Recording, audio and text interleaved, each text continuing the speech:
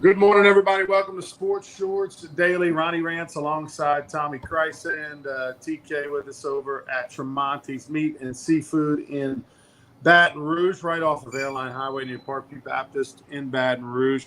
I'm coming to you from an undisclosed location presented by Louisiana Sports Hall of Fame, and we're sponsored by L'Auberge Casino. L'Auberge Casino, where we were the last couple of weeks for our Sports Shorts radio show. And on the west side, on the east side, rather, of the river, the best place to go watch all the college football, pro football games. Last night, San Francisco 49ers put it on the New York Giants. We're in control of that game from the jump. And 3-0 now are the San Francisco 49ers. TK, speaking of the 49ers, they cut bait. You know, when you make a decision and you draft a guy, first round, and you move up to get him, here we are, 3 years later, and they went ahead and decided that Purdy was going to be their franchise quarterback. They saw enough last year in a small sample size to realize a guy who wasn't a first-round pick could lead the franchise. That's impressive. A lot of times teams kind of die on that vine, sticking with their decisions of the past. Yeah, they really do. And the old saying, it's better to make a decision too early than too late. And we've seen that play out in sports all around the country at all levels. But no, and right now it's looking great. They're 3-0 and totally dominated the Giants last night. Wow. Giants struggling, but it was a big win for the 49ers. They've sent the message that they're serious contenders in the NFC. Yeah, definitely. Brock Purdy, the guy, 3-0. All right. LSU tomorrow. This line is moving around a little bit, but 17-point favorite all the way up to 18-point favorite. Where's it at the moment?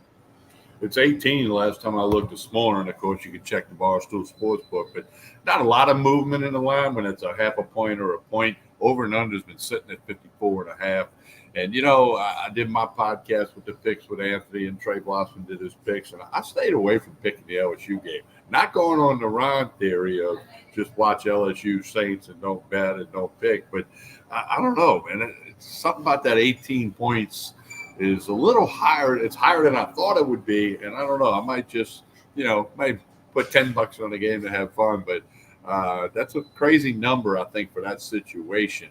Because I think what makes you think that is we don't know where Mississippi State is. Are they a decent team that LSU just whipped on their own field in Starkville, or are they a team that's going to struggle the rest of the year? Maybe that LSU dominant performance doesn't have as much glitter as we thought it did last Saturday night. So I think that's the unknown, and I think that's causing people to hesitate.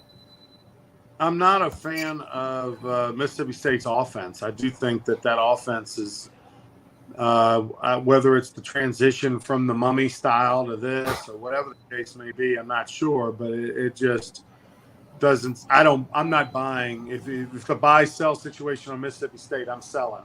I do think that they're, not a very good team, but at the same time, LSU was clicking on so many cylinders offensively last week that I'm buying in on the fact that they've turned a corner and that they've gotten over their, quirky ways of that first game, much like they did last year. Last year, it took a few games before they hit their stride, and hopefully the Mississippi State game, kind of put them over the hump.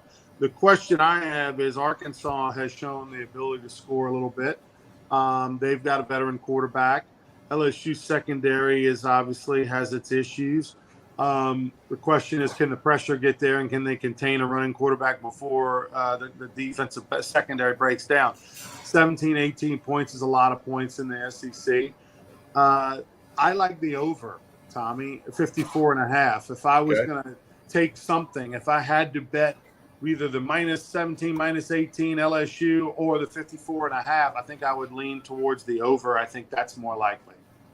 I'm going to agree with you on that, because you got to think Arkansas with KJ Henderson and the LSU secondary, they're going to have a big play maybe or get a short field. They're going to score a few points, I believe. I think, they can realistically get 17 or 20 points. And on the other side of that, LSU 35 plus, and then you're looking at the over. So I'm going to agree with you on that one. All right. New Orleans Saints for a minute. The Saints game's a little bit trickier. Mississippi State, obviously, it's all about the spread and which one you like. LSU's a super heavy favorite. Saints, I find themselves a dog on the road. They are a 1.5-point dog at the moment. That's moved a little bit. And the question is that, the Saints defense is getting lots of love. Everybody's, national pundits are talking a lot about the Saints defense. This is one of those situations where we're going to find out if the Saints defense is all that's cracked up to be. I don't think Carolina's offense is any good right now with a rookie quarterback. Obviously the Titans missed a couple of shots, had some open receivers, dropped some balls late that could have changed that game. But we're talking about, Jordan Love. He's the man. Rodgers is gone. Here's the keys to the kingdom. You're at home. You're a favorite. We're going to find out, I think, a lot about both teams in week 3. Well, I think the story is Derek Carr. And how does he play? What kind of numbers does he put up? Can he keep the team on the field? Can he convert third down? Can he keep them on the field? Can he get touchdowns, not field goals? I think that's going to be the story. And they're hanging their hat on the defense. That's another intriguing thing, Jordan Love against the Saints defense. If the Saints can win this game, if they can get to 3-0, Alvin Kamara comes back after this game. He won't play Sunday in Green Bay. To know that you went 3-0 without Kamara, when Kamara come back, it's going to make Derek Carr better. It's going to make the offense better. There'll be more options, more pressure on the defense. So I just think that, Derek Carr's got to really step up, have a really good game, put some numbers up, throw the ball to Thomas and Olave and the tight end, and Taysom Hill will play a role. And they just got to find a way to fly home with a win. I think I saw a stat that was posted that when Taysom Hill has 7 or more touches, the Saints are like 16-1 in 17 games where that's happened. Give him the ball. That's a very telling statistic. Now, obviously, part of that is a lot of those games where he had the 7+ touches is when you were kind of milking the clock and things like that. But at the same time, there's some value in that. And look, my job isn't, or our job as fans is not to be the general manager of the New Orleans Saints and to try to figure out value. Taysom Hill has a value. He is a good player. Is he worth all the money that the Saints gave him? Is he that much of a game changer? Probably not, but it's not my money. I don't care. I'm glad he's on the Saints team, and I think they hopefully figured out some ways to use him. And you mentioned without Alvin Kamara, it's a little different style, right? Taysom Hill's more of a bruiser type back. He's more physical. But he's a large human being moving downhill very quickly and is not afraid of contact and falls forward every time he hits somebody. So, hey, use that sucker. Take advantage of him while you have him, the final year of his contract, and get him his freaking 7 touches. I mean, that's clear that's something that they need to do. With the Saints, they hit 2 big shots down the field when they needed it late in games to seal both of their first 2 victories.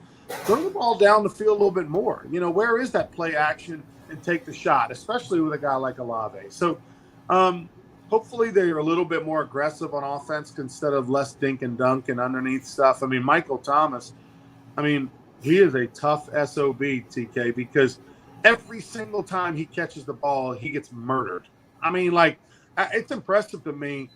We questioned his heart. We questioned his want to be in New Orleans the last couple of years, and it was a little weird, no doubt about it. But you can't question what he's doing now. He's not putting up big numbers or anything, but his toughness is incredible because he is just living in that 5-yard, 6-yard zone, and he is getting crushed every time he catches the ball. Yeah, and he's opening things up for Olave, obviously. And I think Thomas, there's going to be a game this year where he has 140 yards receiving and he gets to 9 or 10 catches. I would think it's going to happen, and that just, more bullets in the holster for the Saints offense. By the way, before I forget, folks that are fans of the LSU Tigers or even Arkansas for that matter, if you're wanting to go to the game this weekend, we're doing it for every single home game. So support the Louisiana Sports Hall of Fame. Go to lasportshall.com. You can buy raffle tickets. They're $1 a chance. The more you buy, the more value you get for your $1. You get more raffle tickets, the more money you spend. But but we have raffle tickets for sale. All the money proceeds benefit the Louisiana Sports Hall of Fame Foundation and the museum. And we're raffling off 2 club seats in the West Club. That's the best section in the entire stadium, food and drink included. And that's in the West Club, underneath right about the 25, 30-yard line. Great seats on the LSU side. So we will have those two club seats in a raffle each and every week, and a raffle off the game tickets. We're going to announce it today around 12:30 is when we'll announce the winner. That is going to be at lasportshall.com. Tomorrow we'll be at the Bruley Walk-Ons, and we'll talk plenty more about tomorrow's game with Derry Beckwith and Hunter McCann joining us. Wednesday, Tommy, I had the pleasure of being up in Ruston, Louisiana. Louisiana Tech had one of the more incredible events that I've ever been a part of. They unveiled 6 statues just outside the football stadium in kind of the north side of their end zone, where you go into the stadium. They kind of created like this. Is that on the side by the basketball arena? Yeah, it's kind of the northeast side of the.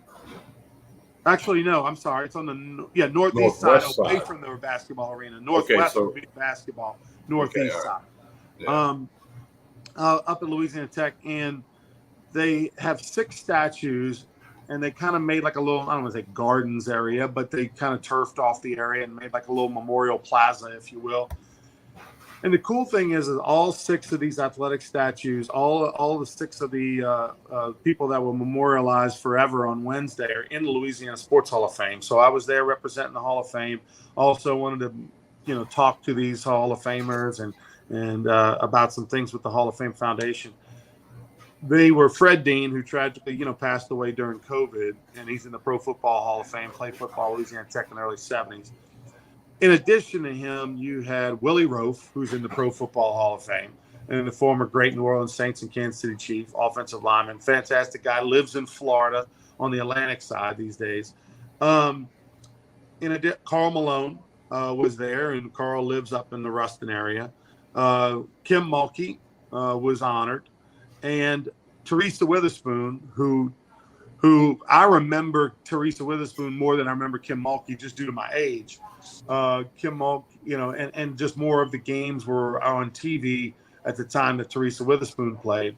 And she was the point guard right after Mulkey. They had 8 years of those two going Mulkey to Witherspoon. That was about as good as it gets. And then you had Venus Lacey after Witherspoon, who was an unbelievable player. But they had her, and then Terry Bradshaw was honored as well. They were all there. Fred Dean was represented by his family, but all of them were there, and it was an unbelievable ceremony. They had a thing inside the basketball arena, reception. They did like a Q&A with each of them for about 10 minutes each or so. Carl Malone actually literally moved me to tears. What he had to say and his love for Louisiana Tech was incredible.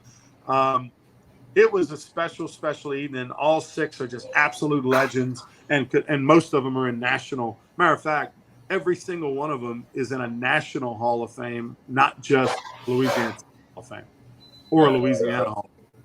I mean, I know all those names. I've been to that campus a couple of times in the past few years to work football games. And, Louisiana Tech's got a rich history in sports across the board, not just the women's basketball, but the football teams that, had its share of great times. The baseball program's on the rise and wants to fix their stadium up and other sports. And, it's kind of quiet in North Louisiana. We pay so much attention to everything on the I-10 corridor from Lake Charles over to New Orleans. But Louisiana Tech and Ruston, there's a lot of sports history and great stuff up there.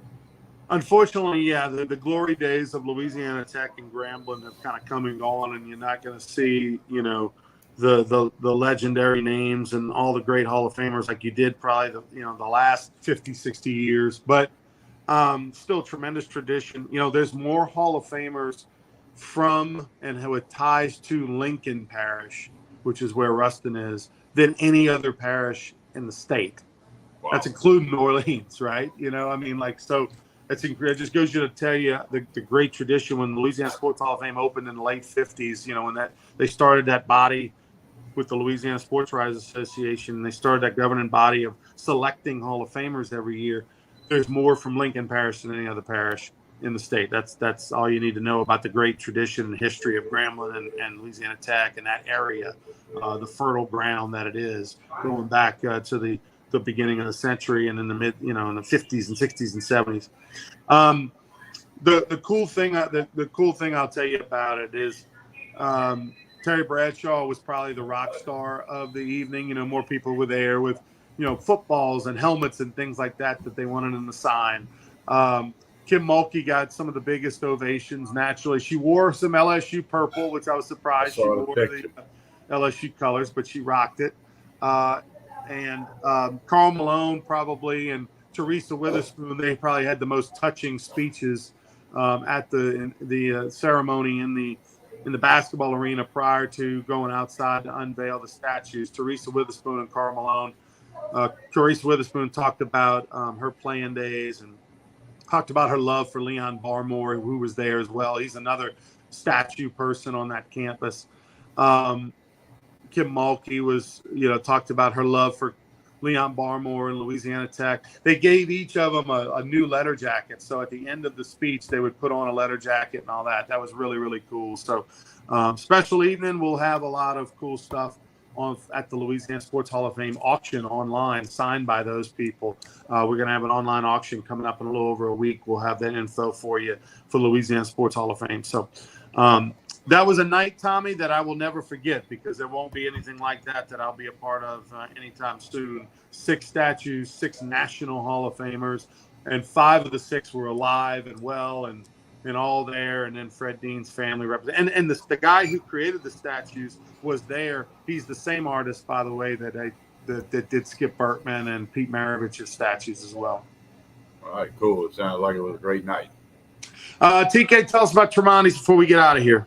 Well, if you're going tailgating tonight, high school, LSU game tomorrow, they got party platters. They got all the wine and whiskey and beer and chicken and sausage, 20 different flavors of sausage, steaks, shrimp rolls, ribeye rolls. They got it all at Tremonti's Meat and Seafood. Just come on in here, Jefferson Highway, right down the street from Parkview Baptist Church and School.